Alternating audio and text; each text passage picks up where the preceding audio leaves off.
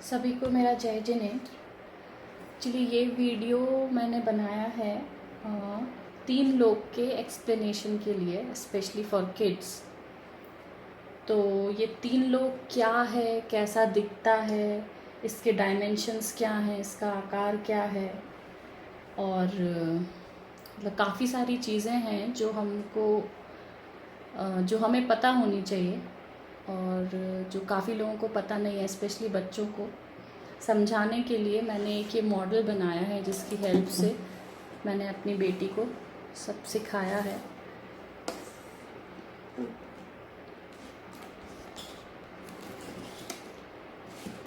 तो सबसे पहले तो ये बात है कि हमको ये सब जानने की ज़रूरत क्यों है। तो हम जो भी अपनी धार्मिक पूजाएं करते हैं या जो भी धार्मिक चर्चाएं होती हैं, उन सब में काफ़ी ऐसी चीज़ों का वर्णन होता है जो हमको पता नहीं होता है। जैसे कि नरक में जाना, स्वर्ग में जाना, या जम्बू द्वीप, या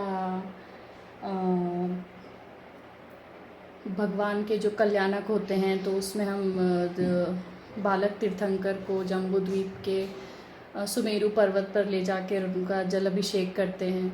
तो वो सब चीज़ें एक्चुअली सुनी तो हैं बट पता नहीं है कि क्या है और कहाँ पर हैं वो सब। तो वो थोड़ा सा एक ब्रॉड एक्सप्लेनेशन देने के लिए ये वीडियो काफ़ी हेल्प करेगा।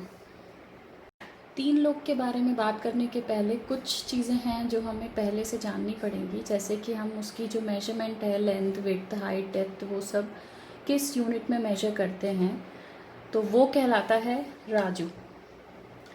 और राजू का सिंपल लैंग्वेज में अगर मैं आपको बताऊं तो एक राजू मतलब होता है इनफाइनाइट योजन, और योजन, एक योजन होता है 6000 किलोमीटर्स के बराबर।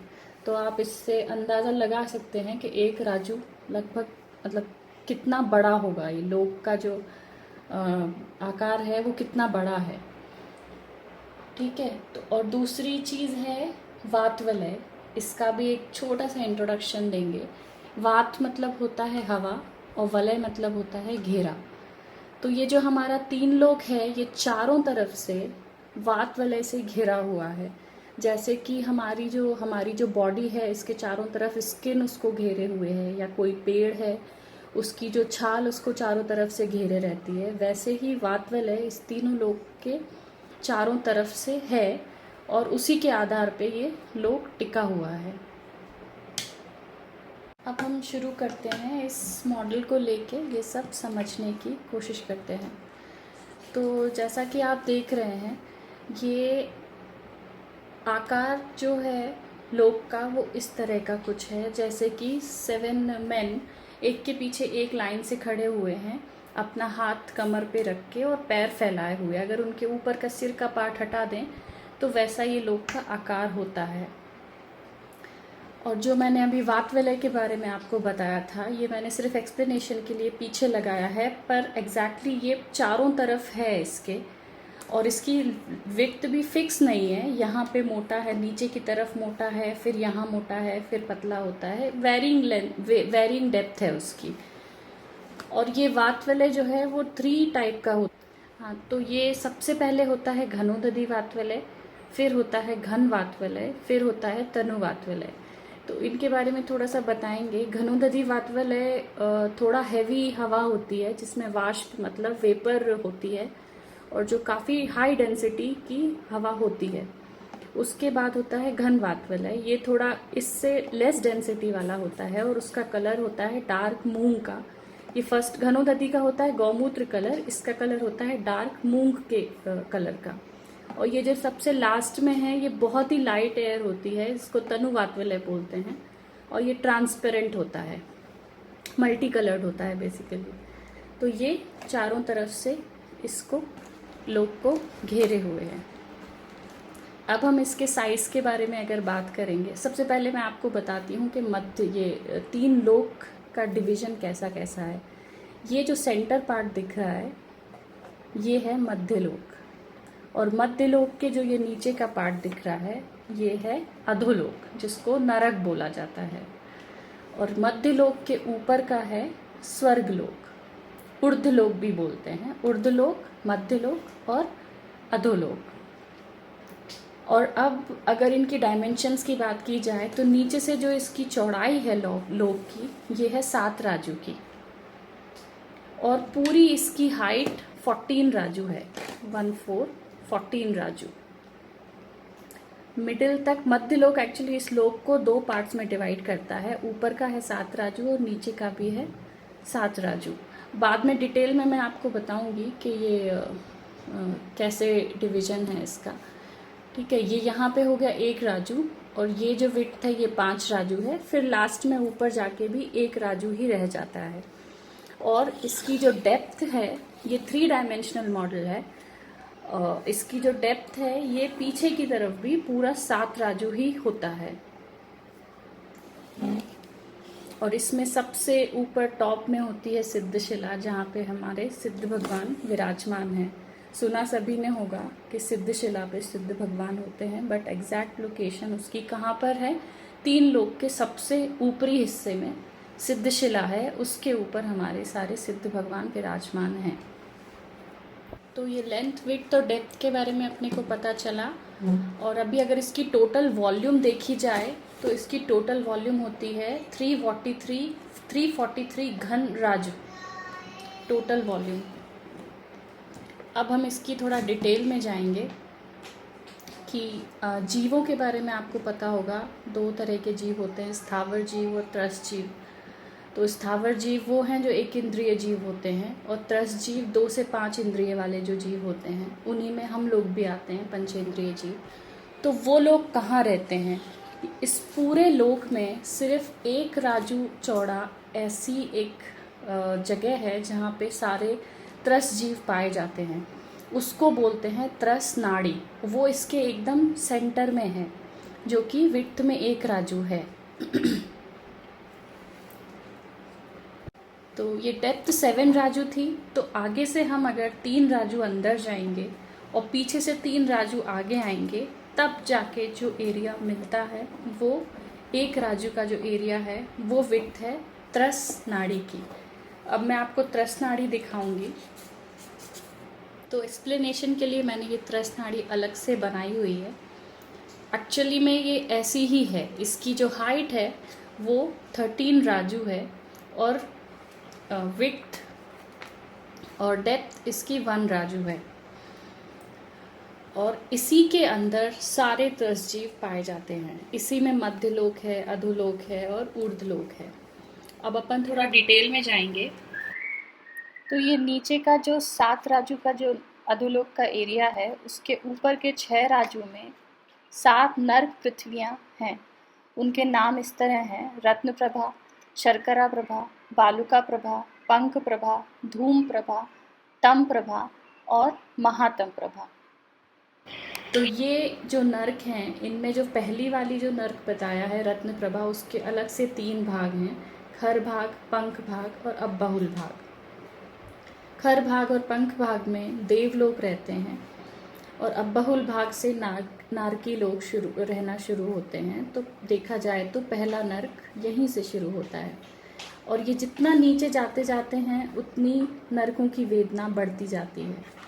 और सबसे यहाँ तक 6 राजू में तो ये 6 नर्क पृथ्वियाँ हैं। सबसे नीचे का जो 1 राजू का जो हिस्सा है उसको निगोद बोला जाता है, कलकल पृथ्वी भी बोलते हैं।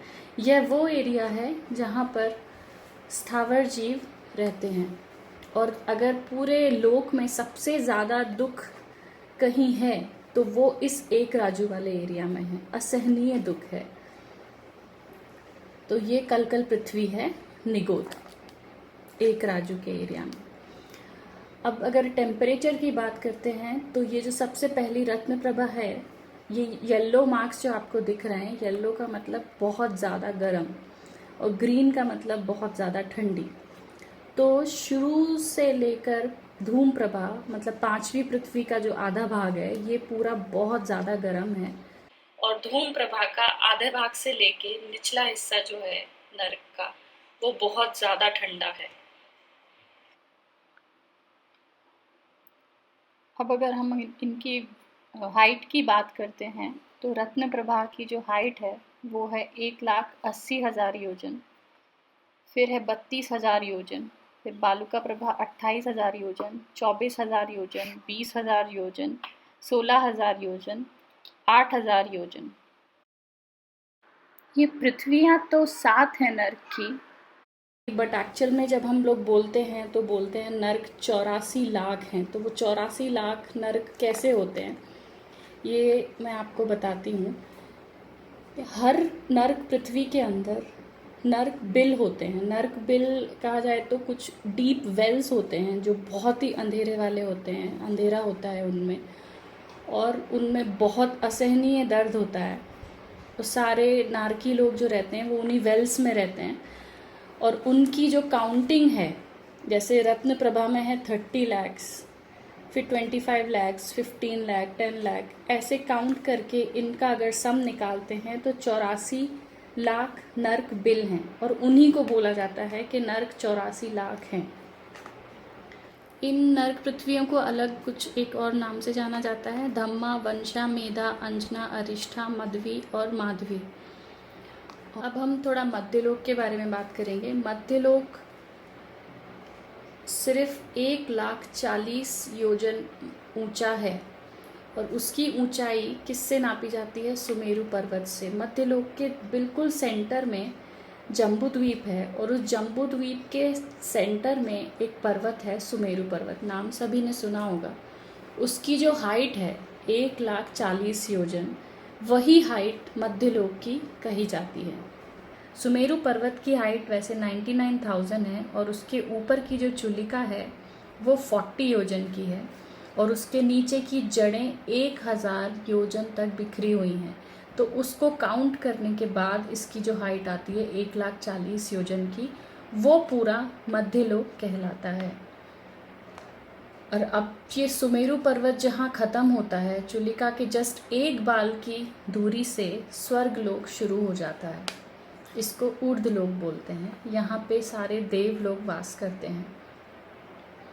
तो स्वर्गलोक की जो हाइट है वो भी 7 राजू ही है। एक्चुअली मध्यलोक को उसी में काउंट किया जाता है, क्योंकि 1,40,000 योजन बहुत ही कम ऊंचाई है, और उसको ऊर्ध्वलोक में ही गिना जाता है। तो टोटल इसकी भी हाइट हो जाती है पूरी 7 राजू स्वर्गलोक की। अभी स्वर्गलोक में कैसी व्यवस्था है कि यहाँ पे पहले के 6 राजू में, नीचे मतलब यहाँ शुरुआत से लेके 6 राजू तक 16 स्वर्ग हैं जो कि पैर में हैं, और उनके नाम इस तरह से हैं: सौधर्म, ऐशान, सानत कुमार, माहेंद्र, ब्रह्मा, ब्रह्मोत्तर, लानत, कापिष्ट, शुक्र, महाशुक्र, सतार, सहस्त्रार, आनत, प्राणत, आरठ, आरण, अच्युत। तो ये 6 राजू का एरिया में तो ये 16 स्वर्ग हैं जहाँ पे सारे कल्पवासी देव रहते हैं। उसकी डिटेल में मैं नहीं जाऊँगी। कल्पवासी देव सारे इन 16 स्वर्गों में पाए जाते हैं। अभी इन 16 स्वर्गों की हाइट अगर देखें तो नीचे के जो 4 जो स्वर्ग हैं, सौधर्म, ईशान, सानत कुमार, माहेंद्र, इनकी जो हाइट है वो 1.5 राजू की है, और उसके बाद जो पेयर्स हैं वो सारे हाफ राजू की हाइट में फैले हुए हैं। और फिर ये 6 राजू के बाद जो 1 राजू का एरिया बचता है, उसमें 9 ग्रैवेक, 9 अनुदिश और 5 अनुत्तर विमान हैं, और इनमें कल्पातीत देव रहते हैं। तो अभी के लिए बस इतना जानिए कि ये 16 स्वर्ग में कल्पवासी देव रहते हैं, और ऊपर के ये जो 9 ग्रैवेक, 9 अनुदिश और 5 अनुत्तर हैं, उसमें कल्पातीत देव रहते हैं। ये जो स्वर्ग हैं, इन्हीं से इंद्रलोक आकर मध्यलोक में जन्मे तीर्थंकरों का जन्म कल्याणक मनाते हैं। पर्टिकुलरली भरत क्षेत्र की बात करें तो ये जो सौधर्म है, स्वर्ग है, वहाँ के इंद्र यहाँ पे जलाभिषेक करने आते हैं। और अब इन सब के ऊपर सबसे टॉप पर ईशत प्रागभार नाम की एक पृथ्वी है जिसमें सिद्धशिला है, और उस सिद्धशिला में सारे सिद्ध भगवान विराजमान होते हैं। आई होप इस वीडियो की हेल्प से आपको थोड़ा एक आइडिया लगा होगा कि 3 लोक की रचना कैसी है, सिद्धशिला कैसी है, कहाँ पर है, हमारे सिद्ध भगवान कहाँ रहते हैं, वातवलय क्या होता है, और हमारे लोक का आकार कैसा है, उसकी डायमेंशंस कैसी हैं, तीनों लोकों के बारे में थोड़ा आइडिया आया होगा।